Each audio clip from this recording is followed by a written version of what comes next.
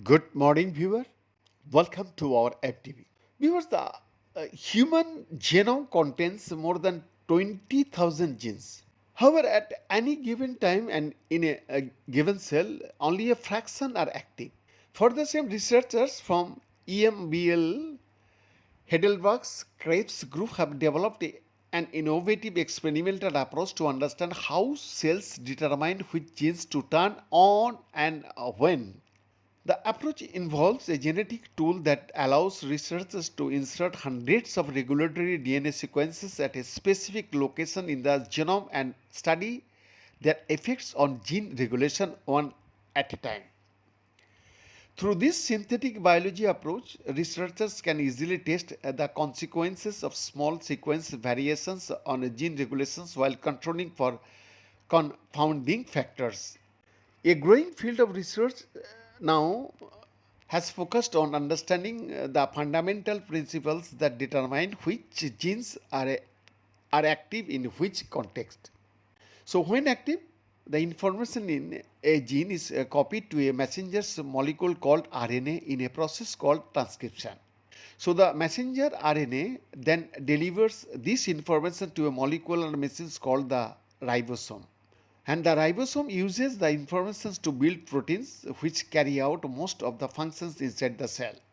Viewers, to use an analogy, imagine the genome as a recipe book with each page containing instructions to make a particular protein.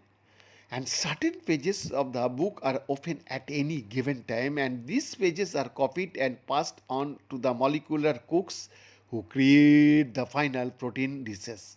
So the pages of the book are also marked with sticky notes, bookmarks, and annotations of various kinds.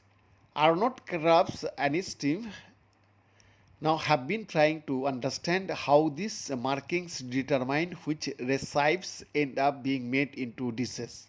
So, as part of this, the team has been studying DNA sequences called enhancer, which play an important role in regulating gene expression. Certain proteins called transcription factors can bind to enhancers, increasing the chances an associate gene becomes active too. Viewers, in the genome recipe book, transcription factors are likely sticky notes on a page that draw the reader's attention to particular recipes.